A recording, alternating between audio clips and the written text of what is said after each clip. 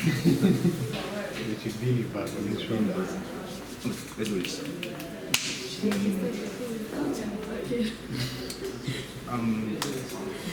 My name is Ernest Vazaye Sempewa. I am a writer, screenwriter, internet writer, digital content provider for the internet, as well as a few broadcast media. I'm a writer. So what do you believe what you do contributes to society? What's the benefit of what you're doing to society, for society? The question of whether the work of an artist benefits society is kind of tricky, because if you're going to be an honest artist and you're going to produce your art, whether you feel it's going to be what people want to hear or well don't want to hear, I think that I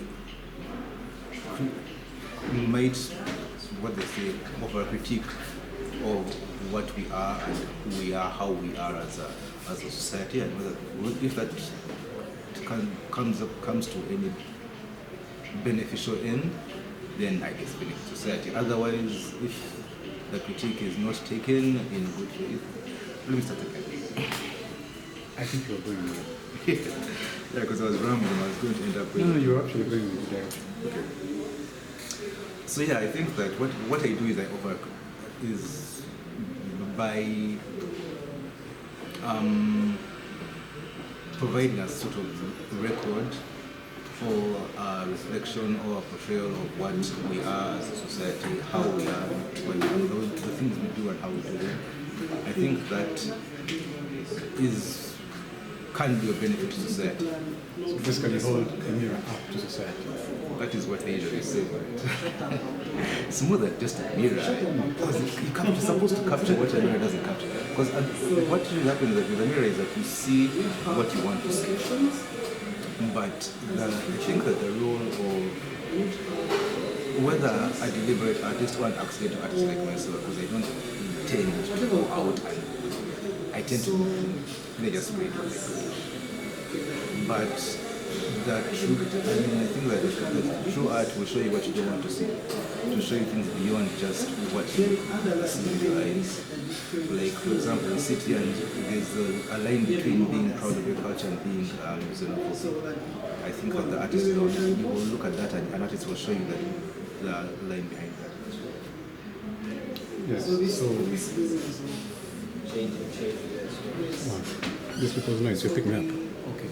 Excuse me. Do you mind whispering?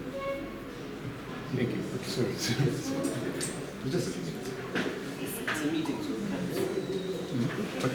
That's what you asked. I know. I owe you one. So let's go. I like your background. I want it to look like we're working. Yes. It has to look as normal as possible, natural as possible. As possible. So you can see the background, then that means people are going to excuse the noise of the... Yes, I'm not going to say it. Shall I do that for you? I know, it's the only reason I used to read the new version, but that's another story. So anyhow, let's go back to the... I benefit society by taking money away from them when they pay me. Because okay, money is a lot of what you have to... So where do you take it? You have to uproot the evil. Okay, so you Uproot the evil. reallocate the evil to yourself. Yes. Interesting. So that's very noble of you. Very Jesus Christ-esque. Jesus didn't take money. He's claimed to have taken the wickedness of humanity with him yes, on the cross. Yes. So, in a sense, yeah. I was going to go with 1 years. Okay. Anyway, let's proceed. I'm actually going to keep this. But, okay, now, culture. How would you define culture? I ask narrator to define things, because all we do is play with words and stretch them as far as we can. So culture, there's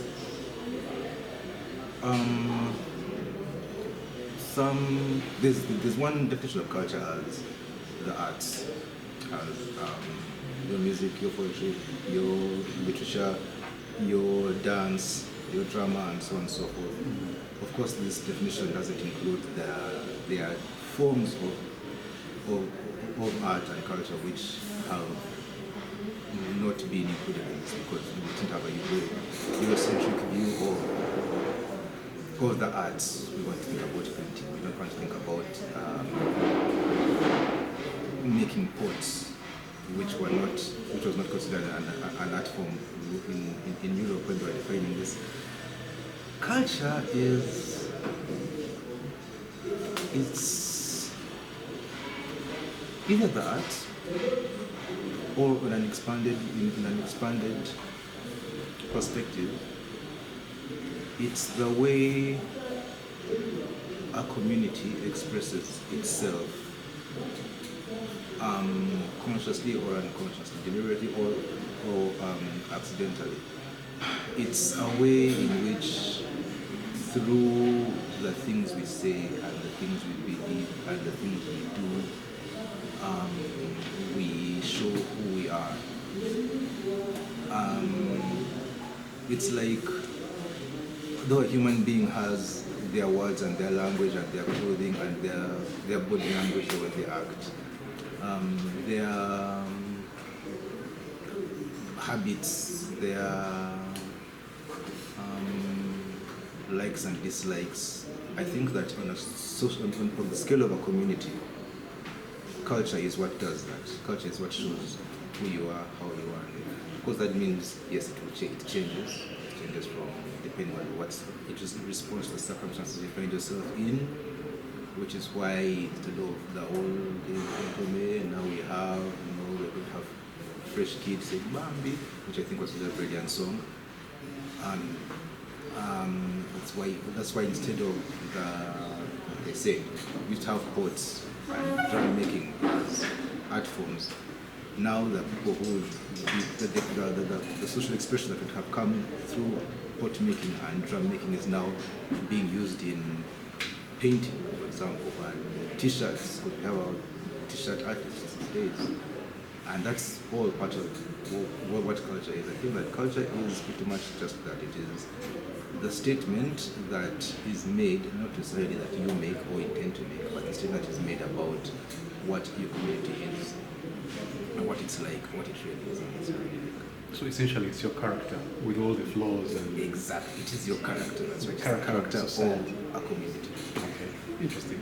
So, how do you think this character has influenced your artistry? How has it caused you to choose art? And then how has it influenced the way you express the art? I think that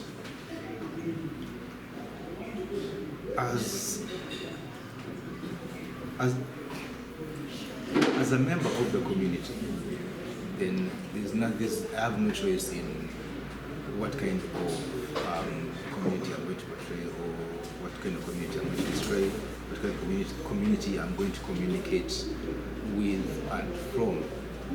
So I think that being, I'm a Mganda man. I was raised, I lived half of my life actually in Kenya. So now what I think that I am culturally, my whole life, I think that I am a Kampala boy, but with a few elements of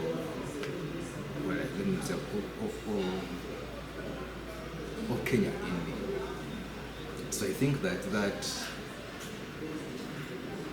might differentiate my work from the work that's produced by someone in my same position as I am, who has been here all their life. But I think that answers the question, because the culture that I have, that the community and the culture that I am part of, including its history, which is half Kenyan, currently very, very, very, very much Kampala, a little bit of the village in Buango, a little bit of my parents, the same papers are very, very, very, very Uganda people. So I think that comes together is what makes my character, and even that's my job is to just communicate what comes through and comes out. I think I have no choice but to create as a Kampala boy, because that is my culture. I don't know if I have to explain how my culture influences my work, the way you do your work. but that's the way I can say it does because of what it is. Okay, I notice you make a clear distinction between a Kenyan and a Kampalan. You don't say Uganda. And yet Kenya, you don't say Nairobian or Exactly. Kisumu. I said that Nairobi. I said that when I spoke over you and it means that it's not. That's right. I lived in Kisumu, Nairobi, and Mombasa. They are three very distinct places. And I also know that Kampala is very different from Buam. I mean, that's why I would say that the difference, for example, I mean, I come here, I sit here, I meet my friends in the city. We have different conversations, we have different mindsets, we have different outlooks from my peers in the village. So culturally, I'm going to find that in several ways I'm going to find myself having more in common with a person from Pakwach who has also lived in Kampala than I would a person from like Buambo, like I said, my village. That's why I will define myself as a Kampala culturally, as opposed to saying I define myself culturally as a Ugandan. Uganda. Or actually, that's the thing. As a Ugandan, we are so many and we are so diverse that whereas from a general point of view, from a very very distant perspective, you will see it's great and salient characteristics that are unique to Ugandans. And you'll find that several Ugandans have these. But as you zoom in further, you start to see distinctions and other distinctions and other distinctions. Again, typical of any community or any society, you find that you always, like you pull back, you see Americans are like this, but then you're going to find New Yorkers and those people from Los Angeles have differences that are different, though they have things that bind them together. Same thing with the entire world. We all think that we have our bigotry and our prejudices and our xenophobias and so on and so forth, because we concentrate a lot on these on the negative differences.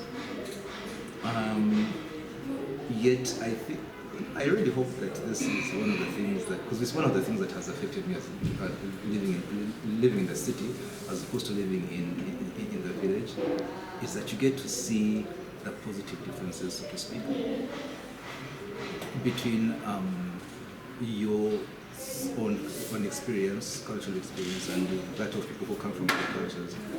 And you also see the similarities between, like, Ugandan, actual Ugandan, Soga Ugandan, Chiga Ugandan. You see the similarities are so there and they're so strong and they're old. And so I think that, to be very specific, I would call myself a Kampalan by culture. But yes, there is such a thing as a Ugandan culture, as being Ugandan, and it is also part of my culture.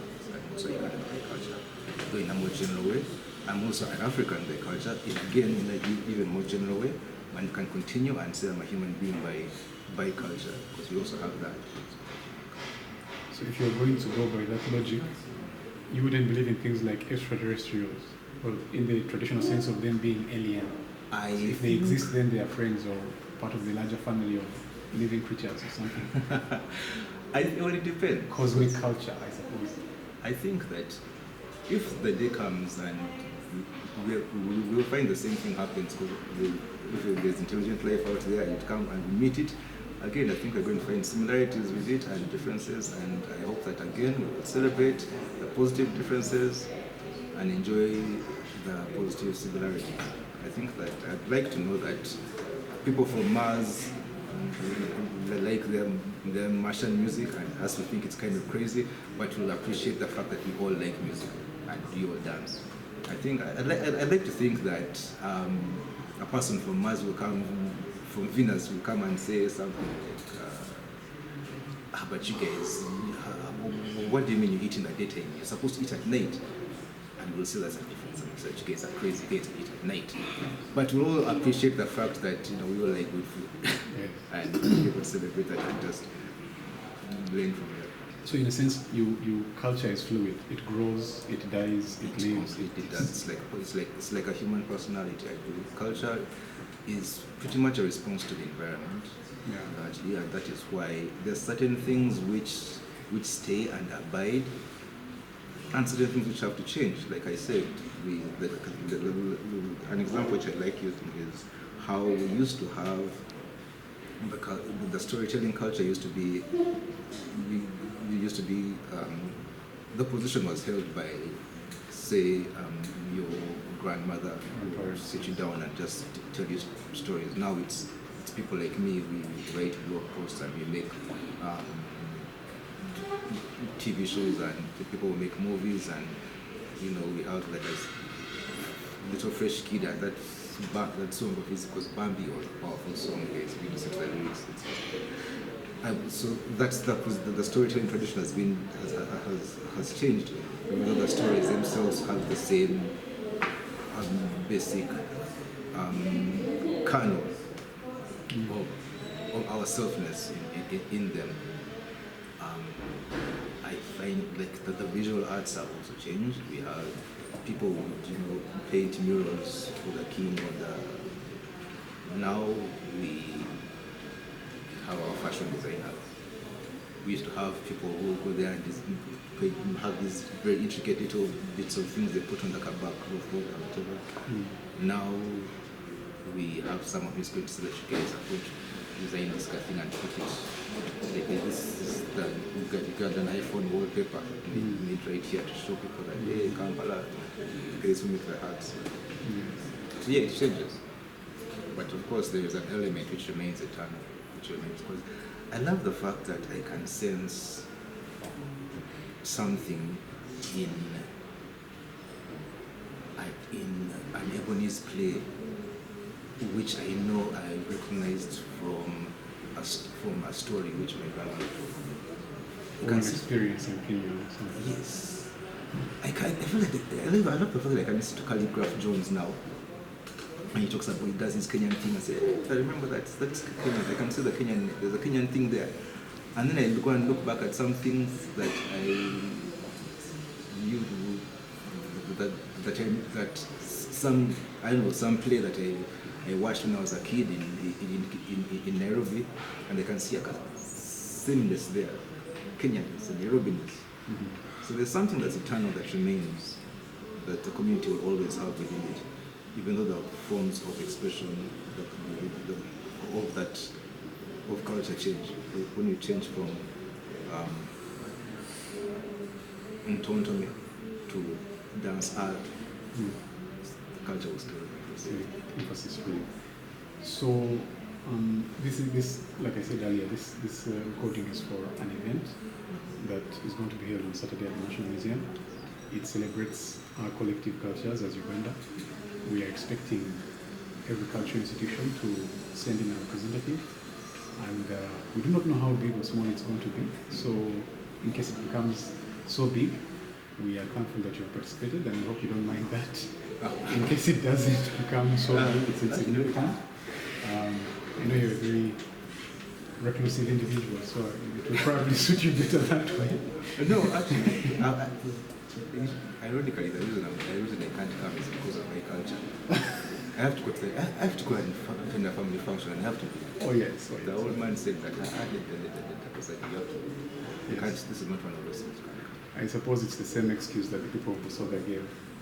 the king is hosting, he's a big man, so we can't come. So, maybe you are not those. You see, look us up, we're big here, my family. So, yes, you are. In show support, the theme of the event is my culture, my identity, and our catchphrase is be part of it. So if you don't mind, Just say. yes. So should I just say that, like, so to the people who are attending? Yes, like a clarion call, come be part of this. Okay, come and be part of celebrating your culture at the National Museum on the 22nd. Be part of it, my culture, my identity. Thank you very much.